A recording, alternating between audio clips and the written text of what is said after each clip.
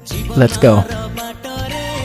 ସମସ୍ତେ କୁହନ୍ତି ଭାଇ ହେଉଛି ଭକାରୀ, କିନ୍ତୁ ମୁଁ ଜାଣିଛି ଭାଇ ହେଉଛି ସେଇ ସମ୍ପର୍କ ଯାହା କେବେ ବି ଖୋଲାଖୋଲି ଭାବରେ ପ୍ରକାଶ କରେ ନାହିଁ। ତମର ପ୍ରତ୍ୟେକ କ୍ଷେତ୍ରରେ ପ୍ରତ୍ୟେକ ଅସୁବିଧାରେ ସେ ନିଜେ ଆସି ପ୍ରଥମେ ଛିଡ଼ା ହୁଏ।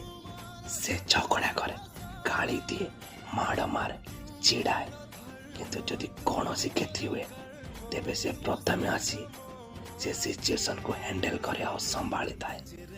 ଭାଇର ସାଥ ହେଉଛି ଏକ ଅଦୃଶ୍ୟ ସୁରକ୍ଷା କବଚ, ଯାହାକୁ ଆମେ ବୟସ ସହିତ ଅନୁତାପ କରୁ। ବୟସ ବଢ଼ିବା ସହିତ ଭାଇର ମହତ୍ତ୍ୱ ଆମେ ବୁଝିପାରୁ। ଆଜି ଯଦି ରାବଣ ମରିଯାଇଛି ତ ତା ଭାଇ ପାଇଁ, ଯଦି ତା ଭାଇ ଯଦି ତା ସାଥିରେ ଥାନ୍ତା, ରାମ କେବେ ବି ରାବଣକୁ ମାରି ପାରିନଥାନ୍ତା। ମୁଁ ଜାଣିଛି ମୋ ଭାଇ ମୋ ପାଇଁ ଭଗବାନ।